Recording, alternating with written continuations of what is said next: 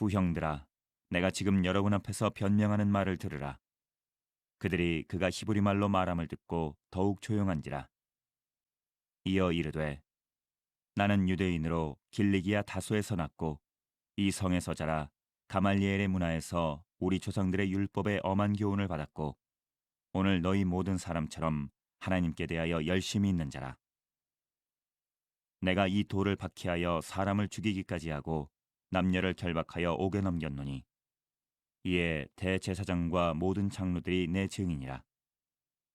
또 내가 그들에게서 다메섹 형제들에게 가는 공문을 받아가지고 거기 있는 자들도 결박하여 예루살렘으로 끌어다가 형벌받게 하려고 가더니 가는 중 다메섹에 가까이 갔을 때에 오정쯤 되어 호련히 하늘로부터 큰 빛이 나를 둘러 비치매 내가 땅에 엎드러져 들으니 소리 있어 이르되, 사울아 사울아 내가 왜 나를 박해하느냐 하시거늘 내가 대답하되, 주님 누구시니이까 하니 이르시되, 나는 내가 박해하는 나사렛 예수라 하시더라.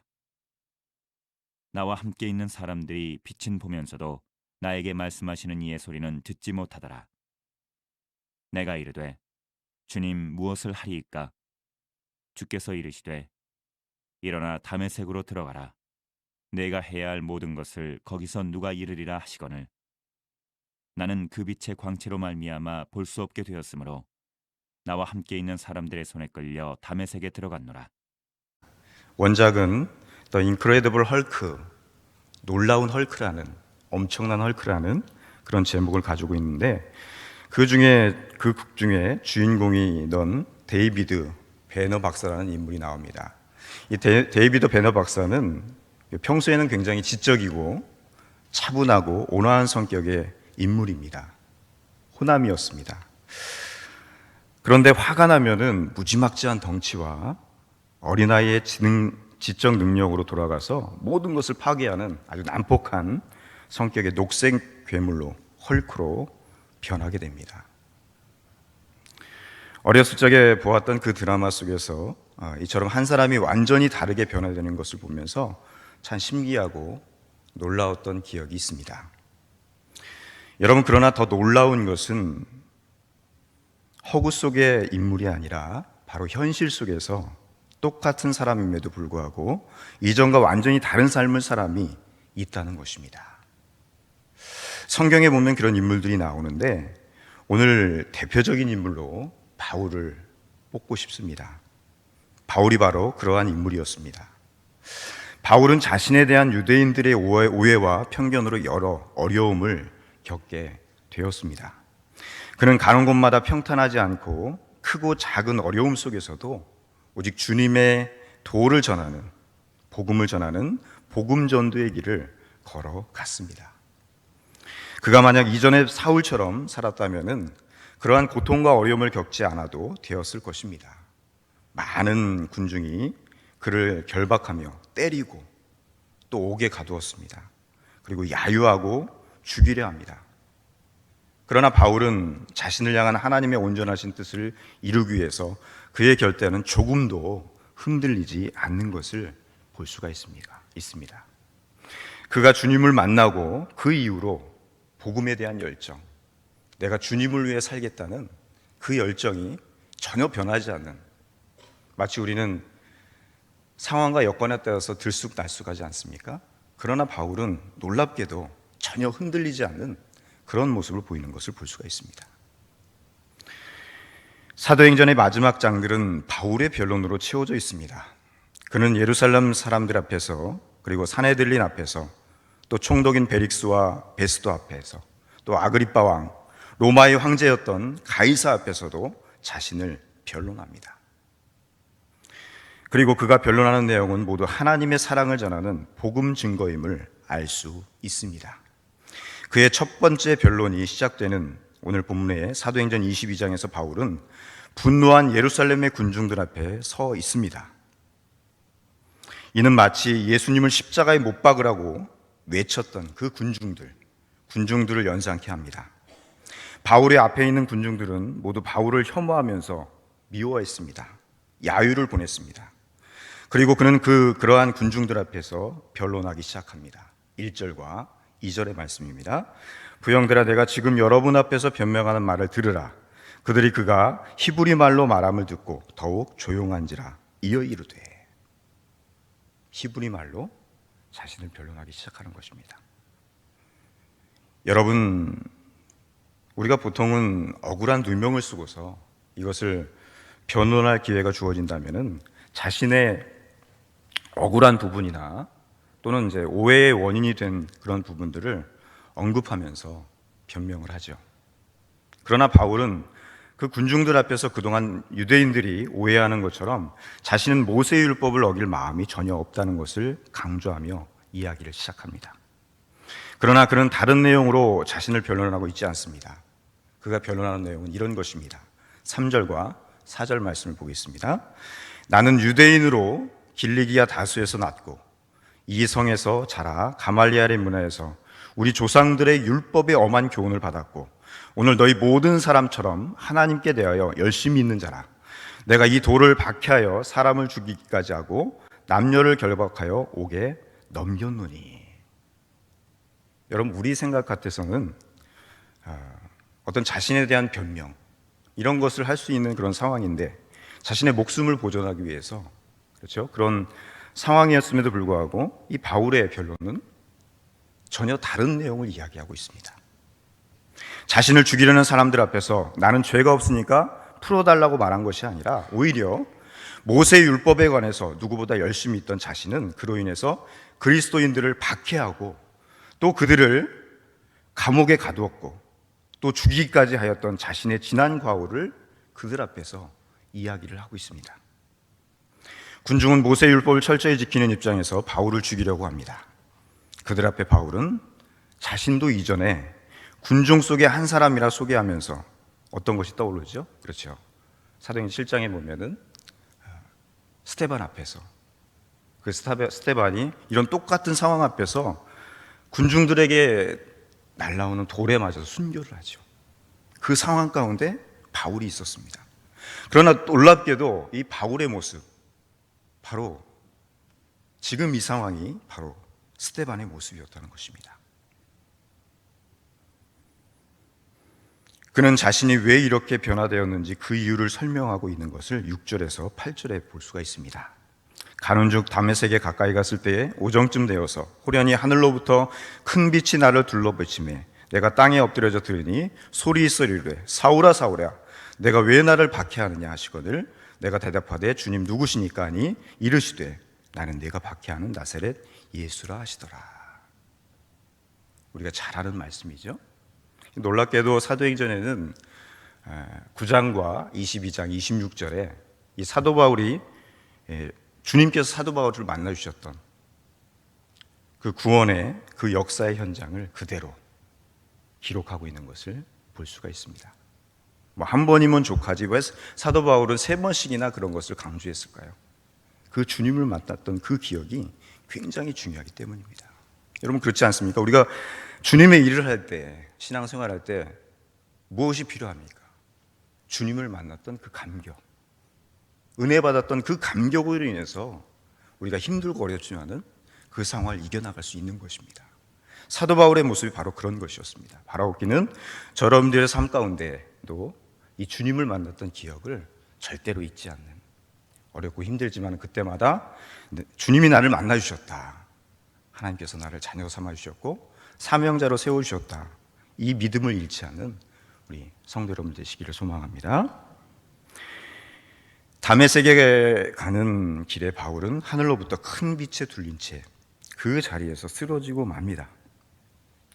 그리고 그는 자신의 이름을 부르는 소리에 그가 누구인지를 묻습니다. 그 음성의 주인공은 바로 예수님, 우리 주님이셨습니다. 바울은 그의 음성을 듣자마자 바로 예수님께서 자신의 주인이 되신다는 사실을 깨닫습니다. 주님이 내 주인이 되십니다. 그가 박해하던 나사렛 예수가 바로 그의 참 주인이고 참 하나님이셨던 것입니다. 그리고 그 순간 바울은 완전히 다른 사람이 됩니다. 하나님과 대면하는 그 순간이 바로 바울에게 있어서 완전히 다른 삶을 살게 된 이유가 되었던 것입니다. 바울은 주님께 자신이 무엇을 해야 할지 묻습니다. 10절입니다. 내가 이르되 주님 무엇을 하리이까? 주께서 이르되 일어나 다메섹으로 들어가라. 내가 해야 할 모든 것을 거기서 누가 이르리라 하시거늘. 여러분, 우리가 처음 주님을 만났을 때 우리가 어떤 질문을 했습니까? 내 삶을 살펴보면서 사명자에게 정말 우리가 주님을 만났다면은 늘 우리 마음 가운데 이런 질문이 계속 되어져야 돼요. 주님, 내가 이런 상황 가운데 무엇을 하길 원하십니까? 기도하기 원합니까? 예배드리기 원합니까? 가장 기본적인 것이죠. 그러나 주님, 내가 주님의 몸된 교회를 위해서 내가 이런 상황 가운데 무엇을 해야 됩니까?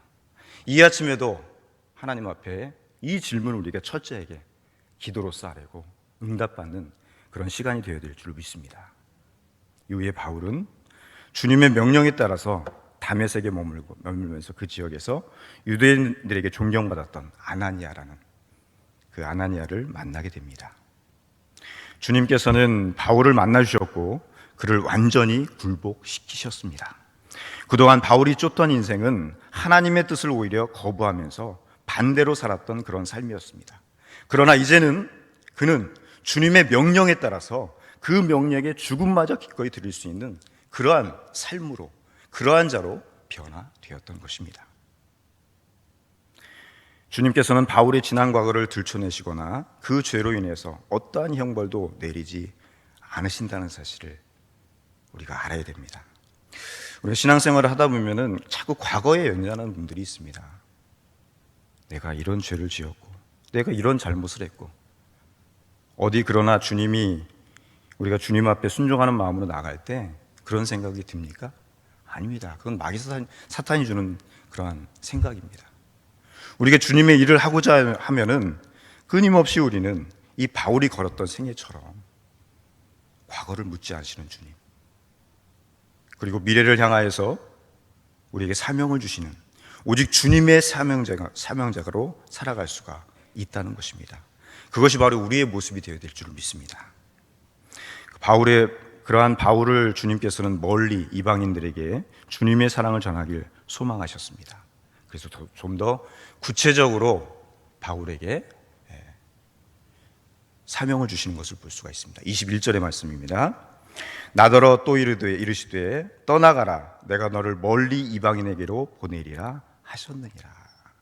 그렇죠. 분명히 우리 주님께서는 바울을 부르신 목적이 있었습니다. 이방인들에게 복음을 전하는, 지금 자신을 박해하고 어렵게 만드는 유대인들이 아니라 오히려 그 박해를 통해서 멀리 로마까지 복음을 전할 수 있는 그 사명자로 주님께서 바울을 세워주셨다는 것입니다. 여러분, 그렇습니다.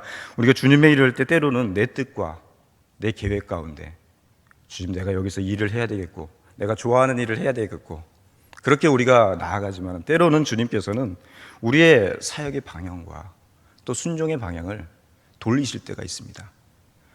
때로는 마음에 안 들 때도 있습니다. 그러나 그게 주님의 뜻이라면은 순종해야 되고, 반드시 그것을 극복할 수 있는, 그것을 이뤄나갈 수 있는 힘과 능력을 우리 주님께서 우리에게 주실 줄로 믿습니다.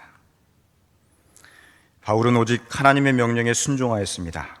그러나 그러한 그의 각오는 이를 조용히 듣고 있던 군중의 분노를 더 키우는 결과로 이어졌습니다.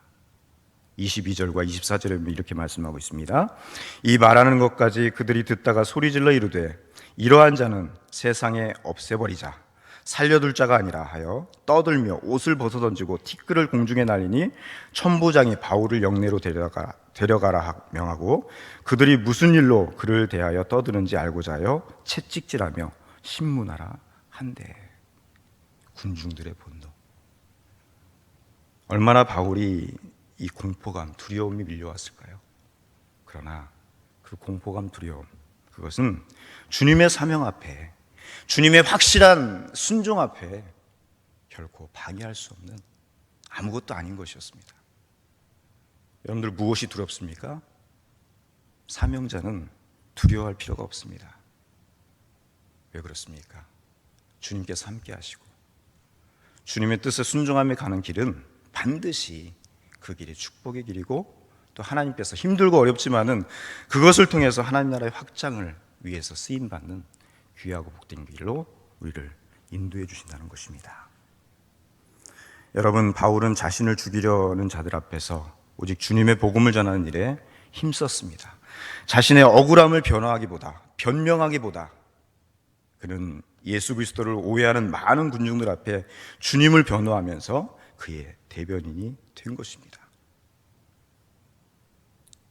바울은 진정 생명이 주님께 있음을 깨달았습니다.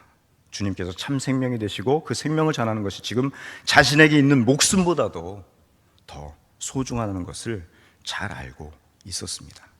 여러분, 만약 바울이 다메섹으로 가는 중에 주님의 명령을 깨닫지 못하고 여전히 옛 사람처럼 살았다면 그에게 이와 같은 고난과 역경은 없었을 것입니다.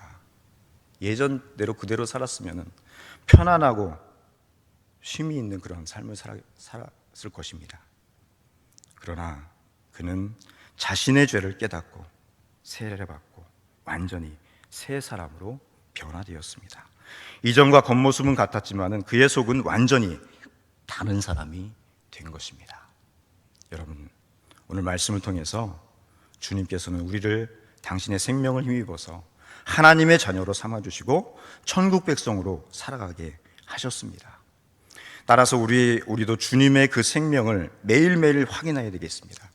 자신의 뜻을 쫓아가는 인생이 아니라 오늘 사도 바울과 같이 주님의 뜻을 따라서 복음으로 살아가는 복음적인 변론자들이 다 될 수 있기를 주님의 이름으로 축원합니다. 기도하겠습니다.